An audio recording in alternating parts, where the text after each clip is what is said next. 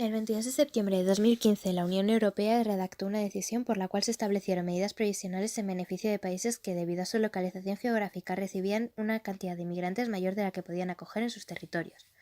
Mediante este acuerdo se asilaría hasta 160.000 inmigrantes, una cifra que nunca llegaría a cumplirse.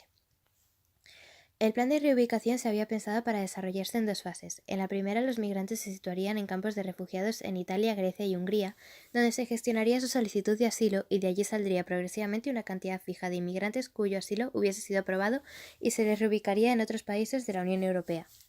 Cada país firmante del acuerdo tendría una cuota de asilo fijada.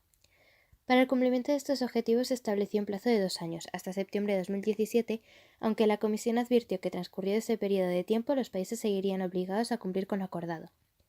2 años más tarde se analiza el cumplimiento de cada uno y se extraen 4 grupos dentro de los cuales se pueden ubicar todos los países. En el primero se podría hacer una subdivisión. De acuerdo con la decisión de la Unión Europea, ni Dinamarca, ni Irlanda, ni Reino Unido se verían sujetos al acordado, aunque más tarde se impuso una cuota de 600 refugiados relocalizados a Irlanda, quien cumplieron un 80%, una de las tasas más altas. Actualmente Irlanda es considerada un ejemplo para el resto de Estados miembros. Por otra parte, tanto Hungría como Polonia estuvieron incluidos en el pacto, aunque ninguno de los dos acogió a ni un solo refugiado de todos los que les correspondían. Como resultado y tras meses de advertencias, la Comisión Europea decidió abrir un proceso de infracción contra estos estados.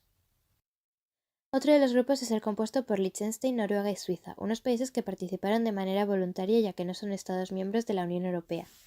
Así, los 3 países fueron partícipes de esta relocalización. Mientras que Liechtenstein acogió a un total de 10 personas, Suiza y Noruega superaron los 1.000. Del caso noruego se puede destacar su gran dedicación, siendo uno de los primeros países en ofrecerse para acoger refugiados recién llegados, como sucedió con el caso del Lifeline. En los 2 grupos restantes se encuentran los países que sí aceptaron el pacto. De ellos se puede diferenciar entre los que lo cumplieron con su cuota y los que no. Los que sí cumplieron se podría reducir a Malta, que superó en un 13% la cuota que se le había asignado. También se incluyen en este grupo países que acogieron un mínimo del 50% de los inmigrantes que se les asignaron. Aquí entran países como Finlandia, muy cerca de alcanzarlo con un 95%, Suecia, Letonia o Lituania. En el otro lado estarían los países que no llegaron a cumplir su cuota, como son Alemania y Francia, los 2 países con cuotas más altas aunque no superaron el 30% de cumplimiento. También entran en este grupo España y Rumanía con tan solo un 14 y un 17% respectivamente, o países como Portugal y Estonia que se quedaron muy cerca de llegar al 50% de su cuota asignado. Finalmente, el plan de reubicación de asilados políticos fue un completo fracaso para la Unión Europea. Por una parte, por culpa de la falta de cumplimiento de las cuotas de refugiados que se había previsto. Menos de 30.000 personas fueron reubicadas de las 160.000 previstas, aproximadamente un 24%. Y por otra parte, a causa de la baja cantidad de solicitudes de asilo que la Unión Europea tenía previsto aceptar. Tan solo un 8,5% de solicitudes frente a casi 400.000 personas que llegaron ese año.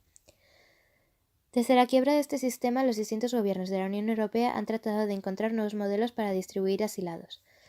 Este mismo año 2018, el presidente del Gobierno de España y el de Francia han aprobado la Declaración de Madrid sobre Asuntos Migratorios, por la cual se propondrá a la Unión Europea un sistema de reparto basado en la cooperación voluntaria de los Estados miembros.